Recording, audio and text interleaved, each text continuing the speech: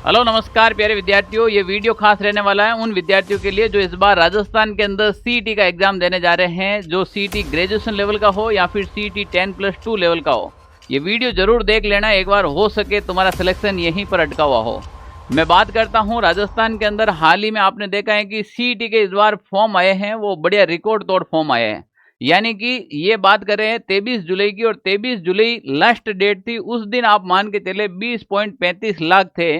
फिर रात को 12 बजे तक फॉर्म भरे गए तो 50-60 हज़ार और मान लो टोटल 21 लाख प्लस विद्यार्थियों के फॉर्म फिल केवल 10+2 के अंदर हुए हैं। और जबकि ग्रेजुएशन की बात करें हम तो 10.72 लाख विद्यार्थियों ने ग्रेजुएशन के अंदर भी फॉर्म फिल किए हैं। आप सोचिएगा कि राजस्थान के अंदर हर एक वैकेंसी को सीईटी में शामिल कर दी। इसका मतलब राजस्थान में एक 4th ग्रेड की वैकेंसी, उसमें 24 लाख प्लस फॉर्म आए। यानी कि कुल मिलाकर राजस्थान में 20 से 24 लाख बेरोजगार युवा हैं जो हर बार हर भर्ती के अंदर फॉर्म फिल करते हैं। अब यहाँ पर मैटर क्या है? मैटर यहाँ पर मामला ये है कि आपको थोड़ा सा समझना पड़ेगा। यहाँ पर फॉर्म इतना आ गए, कंपटीशन इतना हो गया है, और यहाँ पर आलोक राज जी कुछ अलग ही बात कर रहे थे। आलोक राज जी ने एक चीज कही थी इशारों में, अगर जो विद्यार्थी समझदार होगा उसको एक बार में समझ में आ जाएगा। उन्होंने कहा था इस बार पेपर का स्तर स्टैंडर्ड और अपेक्षाकृत कठिन रखा जाएगा ताकि अत्यधिक संख्या में अभ्यर्थी पात्र न हो जाए। इसीलिए इस बार प्रयास रहेगा कि लगभग 3 से 4 लाख अभ्यर्थी पास हो। 20, 21, 22 लाख में से 3-4 लाख विद्यार्थियों को पास करना। मान लीजिएगा आप टोटली ये चाहते हैं कि 20-25% विद्यार्थी को ही हम पास करेंगे, यानी कि वास्तव में हम केवल क्रीम बच्चों को लेना सोच रहे हैं। अब आप सोचिएगा इस भीड़ को अलग कौन कर पाएगा? ये 3 से 4 लाख विद्यार्थी कैसे अलग करेंगे? यहाँ पर एक चीज समझना, हाल ही के अंदर राजस्थान में एक एलडीसी का एग्जाम हुआ है।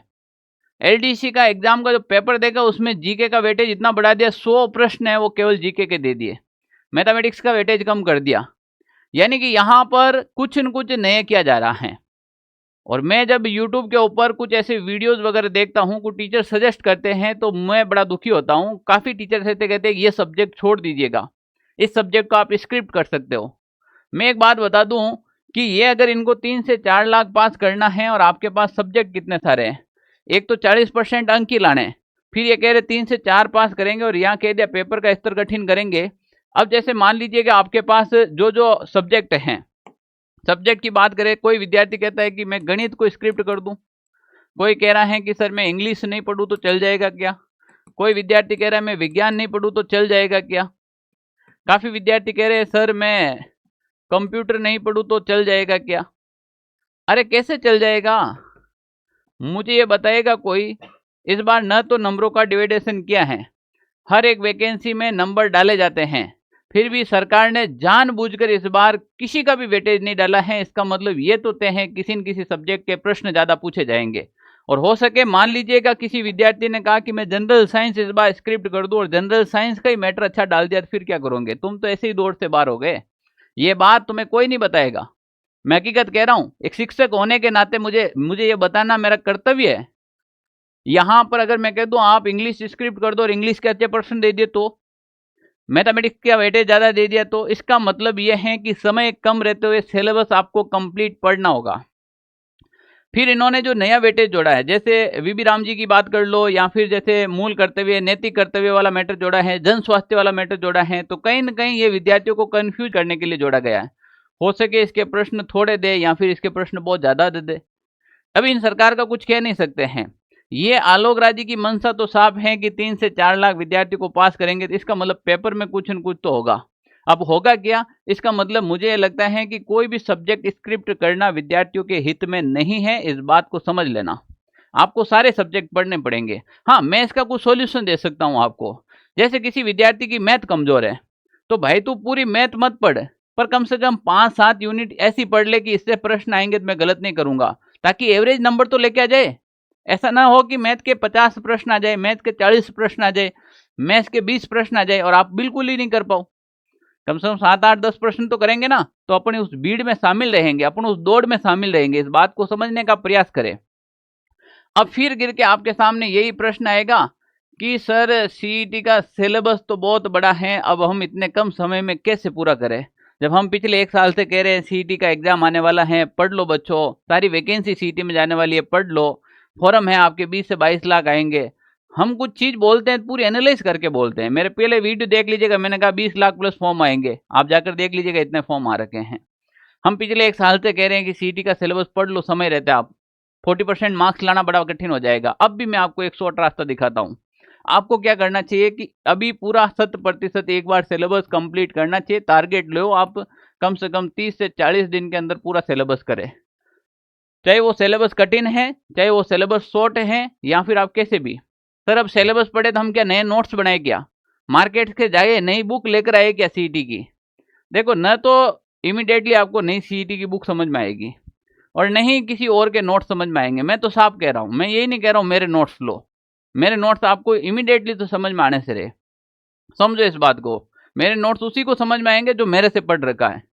अगर आपके पास कोई भी पुरानी बुक पड़ी है पिछली सीईटी की और आप लगातार तैयारी करें तो आप सबसे पहले उसी बुक को फॉलो करें, मेरा ये मानना है। दूसरा, अगर आपने कहीं एप्लीकेशन से या खुद सेल्फ स्टडी से या कहीं से भी नोट्स बनाए हैं तो आप अपने ही नोट्स पढ़ें। तीसरी बात, अगर आपको आपके नोट्स पर भरोसा नहीं है कि सर मैं पिछली बार वहां से कोचिंग कर ली, वहां से जुड़ गया था, या फिर वहां से मैंने किया था फिर मेरा सिलेक्शन नहीं हुआ, इसका मतलब यही था कि एग्जाम जो आपको पढ़ाया गया वो एग्जाम ओरिएंटेड नहीं था। अगर आप लोगों को आपके मैटर या नोट्स पर भरोसा नहीं है और आप कम समय में नहीं कर सकते, तो मैं आप लोगों के लिए एक प्रयास किया है वो बता देता हूँ। इसमें आपको बिल्कुल शॉर्ट तरीके से हमने कंप्लीट सीईटी 10+2 और ग्रेजुएशन का पढ़ा रखा है।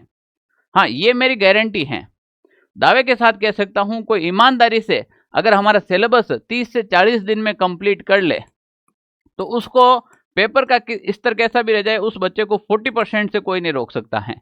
ये चीज मैं कह सकता हूं, पर आपको एक वादा करना पड़ेगा कि सर मैं 30 से 40 दिन में आपका एक बार सिलेबस तो पूरा कर लूंगा।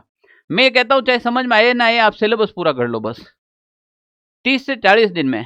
अब कोई कहेगा कि 30 से 40 दिन में सिलेबस पूरा करने में कितना घंटा पढूं मैं डेली का, ये भी बच्चों का प्रश्न रहेगा। अगर इस ऐप के माध्यम से, इस कोर्स के माध्यम से, इस बैच के माध्यम से पढ़ेंगे तो आपको कम से कम डेली के 7 से 8 घंटा पढ़ना पड़ेगा। अगर 7 से 8 घंटा आप दे सकते हो डेली के, आप 2026, 27, 28 की सारी वैकेंसी में शामिल होना चाहते हो तो आपको 2 महीने 7 से 8 घंटा देना ही पड़ेगा।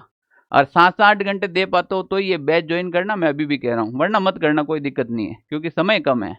मैं किसी भी विद्यार्थी का अहित नहीं करना चाहता हूँ। तो अगर आप 7 से 8 घंटा ज्वाइन कर सकते हो तो इसमें शॉर्ट तरीके से पढ़ा रखा, आप ज्वाइन कर सकते हैं आराम से। अगर आपको भी सीईटी से रिलेटेड कोई डाउट है तो ये ऑफिस के नंबर है 92 16 77 71 62, इस पर आप डायरेक्टली मेरे से बात कर सकते हो, ये मेरा ऑफिस के नंबर है ना। अगर आपका भी कोई प्रश्न है कि उसने, तो कमेंट जरूर कीजिएगा। वीडियो अच्छा लगा है तो लाइक और शेयर कीजिएगा, चैनल को सब्सक्राइब कीजिएगा, क्योंकि यहाँ पर मैं लेकर आऊँगा मैराथन क्लासेस जो आपके लिए बड़ी इंपॉर्टेंट रहने वाली है। हर एक भर्ती का इतिहास उठाकर देख लीजिएगा ऑनलाइन सारथी का। लास्ट मोमेंट की मेरी मैराथन क्लासों से सीधे प्रश्न आते हैं, क्लास उसी को मिलेगा जिसका चैनल सब्सक्राइब और बेल आइकन ऑन हो, ठीक है ना। तो चैनल सब्सक्राइब कर लीजिएगा।